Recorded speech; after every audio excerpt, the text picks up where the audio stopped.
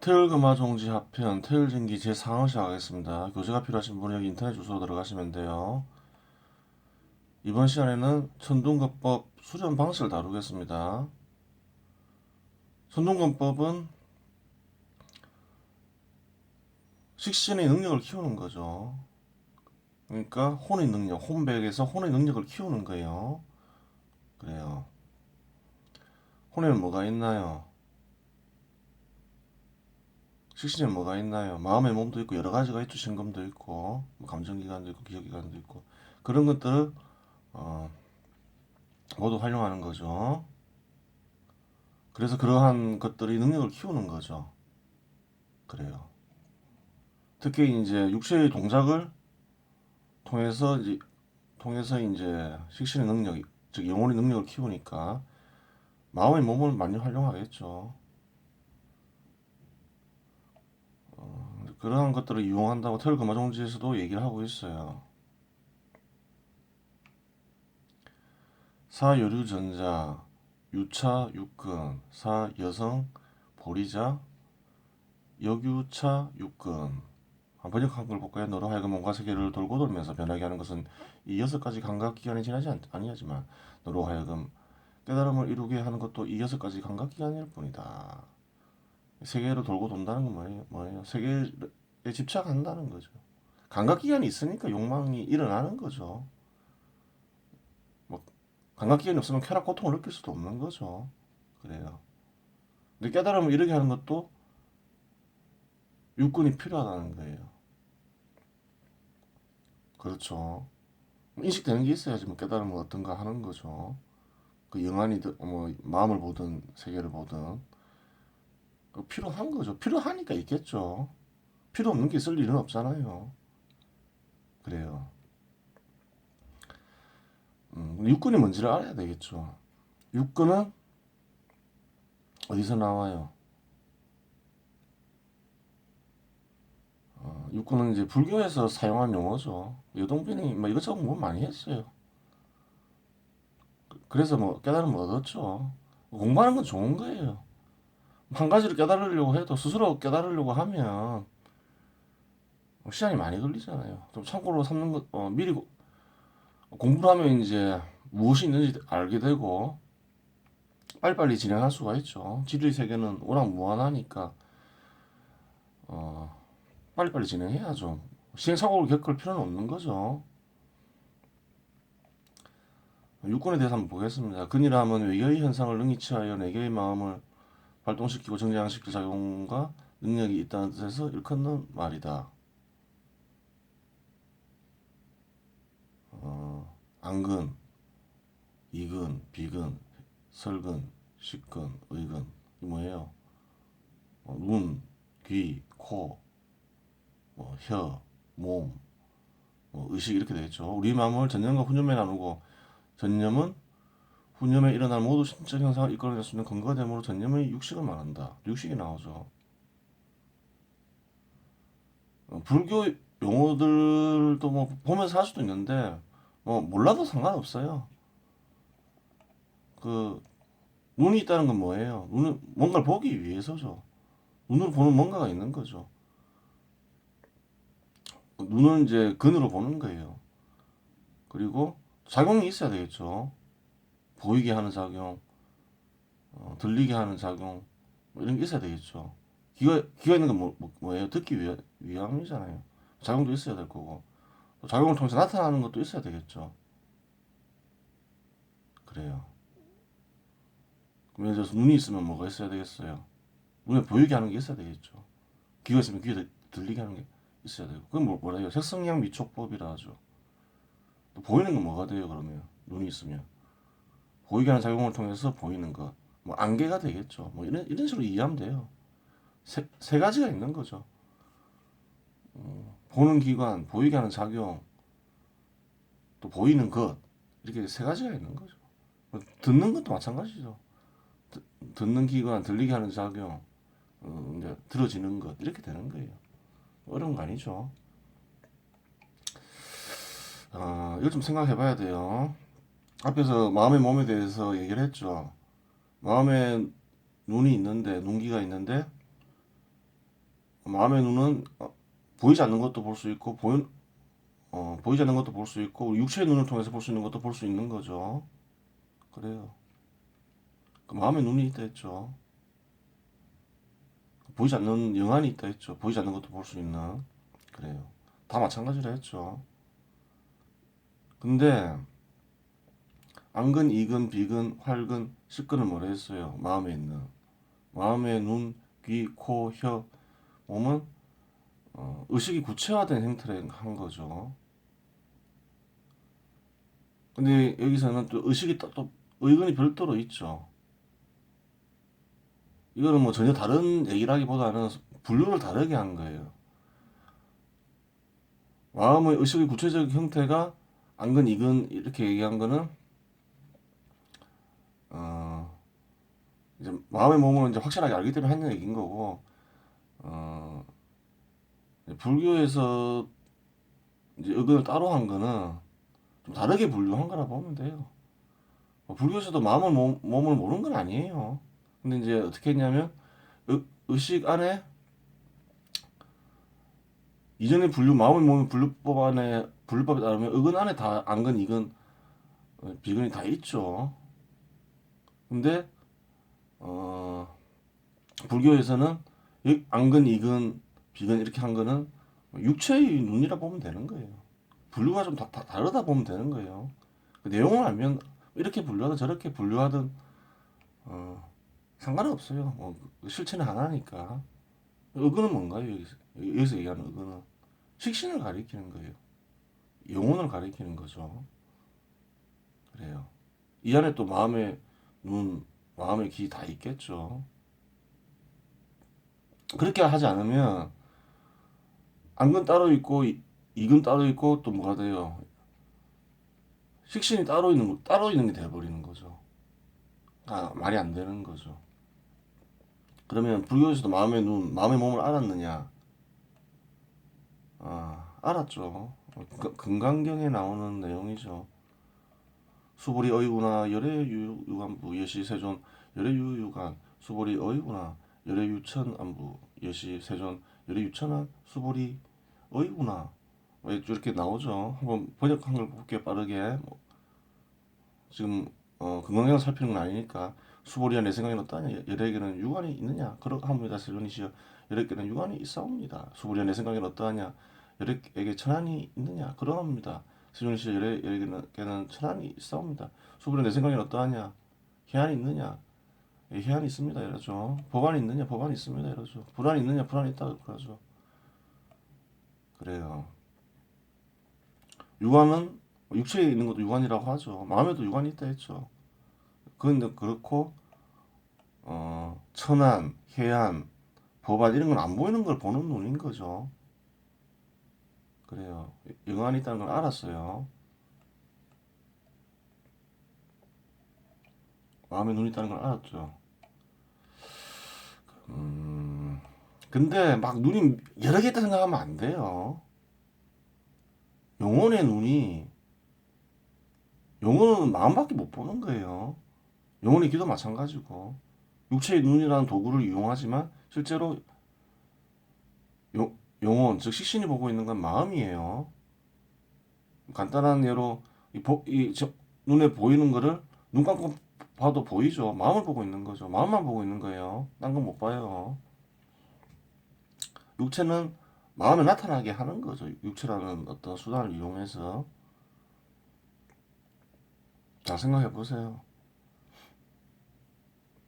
근데 이제 마음의 눈이 발전하면 육체가 있는 세상의 것을 볼 수도 있지만 또 다양한 걸 볼 수 있다는 거죠. 뭐 불안까지도 불안은 또 뭐예요? 신을 보는 눈이라는 거죠. 뭐 법도 볼 수 있고 다 볼 수 있다는 거죠. 그래요. 자, 이렇게 이제 육근을 이용하니까 육근을 강화시켜야 되겠죠. 그러니까 마음의 몸을 강화시켜야 되겠죠. 또 육체 사용법도 잘 알아야 되겠죠. 깨달음을 얻기 위해서는. 다 사용하는 거예요. 영혼이 육체를 왜 사용하나요? 육체는 살아가기 위해서 영혼을 사용한다고 얘기할 수도 있겠지만, 영혼은 알기 위해서 사용하는 거죠. 육체 다 필요한 거예요. 육체가 없으면 알 수가 없는 거죠. 그래요. 자, 그럼 이런 게 있어요. 놀란 사람이 임금이 되어 다스릴 것이고 다스리게 된 사람은 쉴 것이다. 예수가 한 말이죠. 예수가 가르침을 줄 때 이렇게 한 거예요. 모든 사람들이 임금으로 만들려고 이런 말을 했을까요? 그게 아니겠죠. 놀란 사람 왜 놀라요? 대단한 걸 발견했으니까 놀랐겠죠. 예수가 말한 건 뭐예요? 뭘 준다 했어요? 보이지 않고 들리지 않고 만져지지 않는 것을 너희들에게 주겠다 그랬죠. 그때 예전에 한번 얘기해줬죠. 증명해서 체험할 수 있게 하는 게 어, 주는 거죠. 저번에 말씀드린 게 저번에 말씀해서 이렇게 체험하게 줬죠. 그것도 성령 체험인 거예요. 확연하게 드러나지 않았다는 것 뿐이지 원신을 체험한 거예요. 마음에서 성작용을 체험하게 해드렸죠. 성작용을 일으키는 존재가 원신이라 했죠. 그게 성령 체험인 거예요. 원신 체험이라고 할 수도 있겠죠. 그 발견하면 어떻게 돼요? 근데 그거는 이제 있다는 것만 알게 해주는 거고 마음에 드러나게 되면 임금이 되어 다스린다는 건 뭐예요? 절대자와 합의를 해서 생각한다는 거죠. 그럼 실 것이다라고 말이 나오죠. 그럼 실 것이다라는 말을 알아야 되는 거죠. 왜 다스리고 쉰다고 할까? 이 말하고 통하죠. 유동민이 한 말. 세계를 돌고 돈다. 왜? 육권 때문에 돈다. 우리는 어떤 대상을 볼 때 뭘 실어서 보나요? 감정을 실어서 보는 거예요. 쾌락적인 거, 고통스러운 거. 이성을 볼 때도 어, 뭐 마음에 드는 이성 있잖아요. 멋지거나 예쁘거나 뭐 이런 이성 있잖아요. 감정을 싣죠. 이쁘다 멋지다 이런 게 다 감정이 실린 거죠. 또 부도 그렇고 권력도 그렇고 명예도 그렇고 감정을 실어서 보죠. 그래요. 그러면서 어떻게 하면 부를 얻을까? 어떻게 하면 명예를 얻을 수 있을까? 어떻게 하면 권력을 얻을 수 있을까? 또 어떻게 하면 뭐 이쁜 여자, 멋진 남자를 내 것으로 만들 수 있을까? 계속 생각하는 거예요. 고통에 빠져도 마찬가지죠. 어떻게 고통에서 벗어날 수 있을까? 계속 생각하는 거예요. 누가 다스리고 있나요? 대상들이 다스리고 있죠. 대상들이 내 마음을 다스리고 있는 거예요. 이성을 찾는 이는 이성이 내 마음을 다스리고 있는 거고, 불을 찾는 이는 불을 다스리고 있는 거예요. 절대자와 합의하면 어떻게 되나요? 거기서 벗어난다는 거예요. 주인이 된다는 거예요. 절대자와 합의하면 주인이 된다. 이런 말인 거예요. 마음의 주인이 된다. 그래서 이제 임금이 된다라고 얘기하는 거예요. 다스리게 된다는 거예요. 마음에 있는 대상들이 휘둘리지 않고 대상들은 그냥 지켜본다는 거예요. 그냥 주인이 대상에서 혼으로 바뀌는 거죠. 그 식신이 주인이 되는 거예요. 대상이 대상의 지배를 벗어나서 계속 일하잖아요. 그러니까 그 대상의 주인이기 때문에 대상을 위해서 계속 일하잖아요. 계속 생각하잖아요. 돈을 어떻게 벌 수 있을까? 저 사람 마음에 드는데 어떻게 하면 내 것으로 만들지 하면서 계속 일하고 있는 거예요. 거기서 벗어나니까 뭐라 해요? 쉰다고 하는 거예요. 쉴 것이다. 쉰다 해서 아무것도 안 한다는 게 아니에요. 넋으로부터 벗어나서 다스리게 됨으로써 이제 대상들한테 봉사를 안 한다는 말이에요. 그래요. 심오하죠. 심오한 말이에요. 자, 그럼 천둥권법을 수련하면 또 어떤 효과가 있느냐? 사실과 뜻을 결합할 수가 있게 돼요. 사실은 뭐죠? 사실 보통 이제 이결합 표현하고 감개는 뜻을 표시할 수 있어요. 그게 왜 그러냐면 이게 상징적인 표현인데 우리가 그 혼에 집중할 때, 그 외부 대상에 집중할 때는 어떻게 되나요? 모든 게 그 대상에 집중을 하죠. 그 빛이 다 밖으로 나가는 거죠. 그거를 이제 이결로 표현해요. 밖으로 나가는 것도 필요하죠. 알기 위해서는 인식을 해야 되니까. 그 다음에 뜻을 생각하는 건 뭐예요? 빛이 모인다 해서 그거를 감개로 표현해요. 이 가운데 빛이 있는 걸로 해가지고. 그래요. 이렇게 그냥 표시할 뿐이에요. 밖으로 나갈 때는 이제 가운데에 양이 없다는 거예요. 영이 다 밖으로 나가버렸다는 거예요. 이제 모였다는 거를 그림으로 표현한 거죠. 그런데 이제 천둥어법 익히면 어떻게 되나요? 마음으로 떠오를 때는 관계가 되는 거죠. 뜻을 생각하는 거죠. 이치를 생각하면서 뜻을 생각하는 거예요. 익숙 익숙해져서 습관적으로 몸으로 펼칠 수 있게 되면 어떻게 돼요? 이해가 되는 거죠. 근데 뜻도 생각하고 몸으로 펼치면 어떻게 돼요? 서로 어우러지죠. 그래요. 이제 이런 연습은 뭘 알기 위한 건가요? 몸으로 펼치면서 이제 그걸 자꾸 훈련하면 뭘 알 수 있을까요? 진실을 알 수 있는 거예요. 진리를 알고 진실을 진리를 알고 사실을 바라보면 진리와 사실이 어우러지면서 진실을 알게 되는 거죠. 그래요. 그런 뜻이 간직되어 있는 거예요. 그러니까 손동거법을 열심히 연마하면 진실을 알아내는 능력이 커지는 거죠. 그럼 이번 시간에는 손동건법 수련 방식을 해야 되는데 도형을 이용한다 했죠. 도형을 잘 알아야 되겠죠. 선천팔기를 이용한다 했으니까 잘 알아야 돼요. 어떤 식으로 사용하는지도 알아야 되겠죠. 일단 외우면 돼요. 뭐 뜻을 막 궤들이 간직된 뜻을 막 알려고 할 필요는 없어요. 도형을 외우고 순서를 외워야 되겠죠. 몇억 개밖에 안 되니까 어렵지 않을 거예요. 또 대칭이 되잖아요. 어, 이어진 선색이 끊어진 선색이 대칭이 되죠. 끊어진 선이 위에 하나 있고 이어진 선이 하나 있고 외우는 게 어렵지 않아요. 한번 읽어볼까요? 어떤 식으로 익히느냐 하면 충분히 외워지면 충분히 익숙해지면 도형에만 신경 쓰고 도형만 그리면 됩니다. 천천히 선을 하나씩 그으며 도형을 그려보기도 합니다. 그렇죠. 마음에 그려보는 거죠. 선 세 개를 동시에 떠올리면 한 번에 한 도형을 그려보기도 합니다. 선을 하나씩 그으면서 그릴 수도 있고 세 개를 동시에 떠올릴 수도 있겠죠. 마음으로 그리기 때문에 한꺼번에 그리는 것도 가능합니다.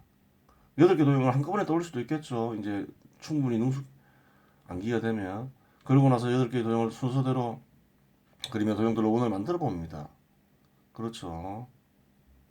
천천히 그려보기도 하고 잔상이 남을 정도로 빠르게 그려보기도 합니다. 속도 조절할 수도 있겠죠. 벽에다 그려보기도 하고 하늘에 그려보기도 하고 태양 따라 할 것 없이 탁신도 그려봅니다.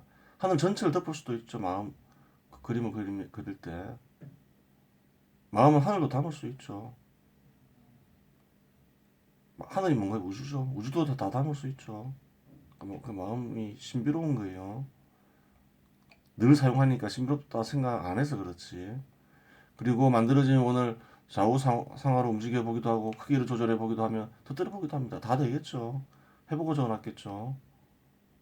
그래요. 다 이게 능수능란하게 다룰 수 있어야 돼요. 그 얘기를 적어 놓은 거예요. 이렇게도 달아보고 저렇게도 달아보고 그러면서 마음의 상태와 능력을 아는 거예요. 식신의 능력과 상태도 알고. 자, 그러면 심호흡법 8개를 이용해서 심호흡법을 하나 만들어 봤어요. 다양하게 만들 수 있어요. 자, 한번 볼까요? 심호흡법의 한영식 태극 8개 심호흡법은 선천 태극 8개 심호흡법이라고 이름을 붙여놓은 거죠.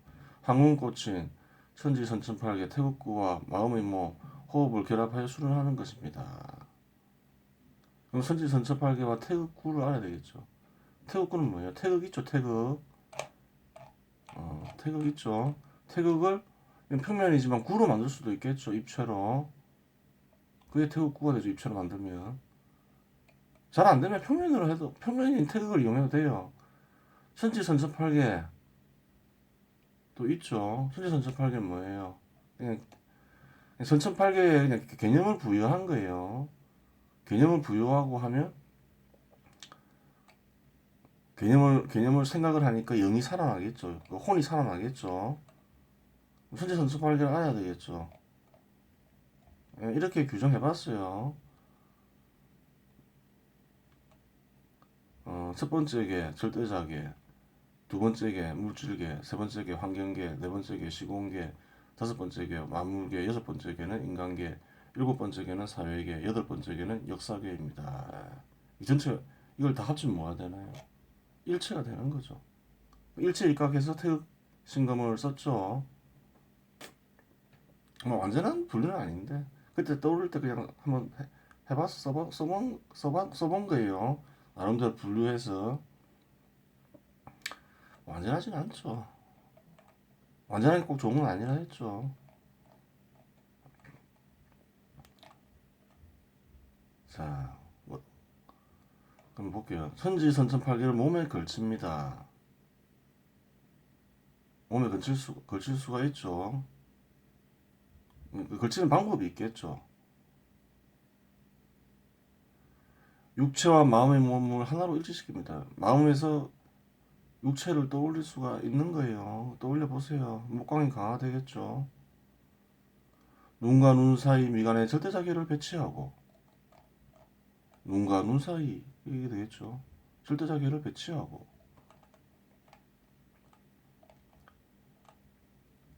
뒤통수에 물질계를 배치합니다. 뒤통수 알죠? 심장 뒤 척추부인 흉추에 환경계를 배치하고 흉추가 여기죠. 여기 등 쪽에 배치시키라는 거죠.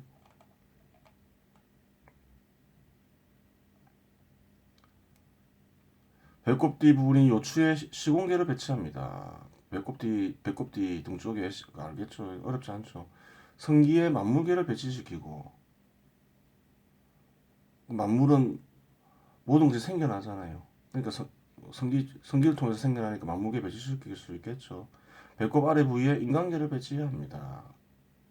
배꼽 아래 부위 쉽죠. 심장은 지금 복장뼈에 사회계를 배치시키고 그냥 이 사회계를 배치시키면 되겠죠. 입과 코 사이에 역사계를 배치시킵니다. 입과 코 사이에 찾을 수 있죠. 귀를 이렇게 8군데 배치시키는 거예요. 꼭 이렇게 할 필요는 없어요. 나름대로 뜻을 찾아서 하면 돼요. 하나의 방법인 거죠. 그러면 이제 괴들이 쭉 배치가 됐죠. 마음에 배치된 거죠. 마음에 이제 이렇게 배치된 거죠. 마음의 몸에 배치된 거죠. 마음의 몸이 생겨나서 숨을 들이쉬며 절대자기에 머물러 있는 태국구 떠올릴 수 있죠. 미간에 있죠. 미간에 정수리를 지나 각계를 지나게 이동시킵니다. 그 뒤쪽으로 돌리는 거예요. 만물계에서 숨과 태극구의 움직임을 멈춥니다. 멈출 수 있죠. 그리고 또 태극구를 거의 머물게 할 수 있죠. 숨을 내쉬며 태극구가 각계를 지나도록 이동시키며 절대자기에 이르도록 숨을 멈춥니다. 그래요. 할 수 있는 거예요. 숨을 들이쉬었다 내쉬었다 하는 거죠. 천천히 이동시키면서 숨을 들이쉬며 만물계까지 이동시키고 숨을 내쉬며 또 태극구를 이동시키는 거죠. 절대자역에 이를 때까지. 그래서 어떻게 해요? 반복하여 숨을 들이쉬고 멈추고 내쉬고 멈추면 태극구를 이동시킵니다. 그렇죠. 그래요. 몸을 만들어서 육체의 몸을 떠올리면서 태극구를 막 돌리는 거예요. 목광이 강화되겠죠. 또 그걸 나타나게 하는 신금도 강화되겠죠. 그래요. 뭔가 연결을 시켜서 하니까 실제로 호흡을 하면서 어떤 효과가 있어요? 상단, 하단 효과, 상단, 하단, 중단 결합 효과가 있겠죠. 또 질을 떠올리니까 다 이런 식으로 할 거예요. 다른 어떤 무음을 만들더라도 이렇게 수련하는 방식을 빛을 돌린다라는 표현을 쓰기도 합니다. 그냥 수련 방식을 얘기하는 거죠. 빛을 돌린다는 표현은 진리탐구에 있어서 다른 의미로도 쓰이는데 여기서 다루지는 않겠습니다. 그래서 그렇죠. 어차피 이렇게 수련하는 것도 진리를 탐구하는 거죠. 그 몸을 살피니까 진리를 탐구하는 것에 속하죠. 이렇게 무음을 만들고 몸으로 이렇게 펼치는 것도 그래요.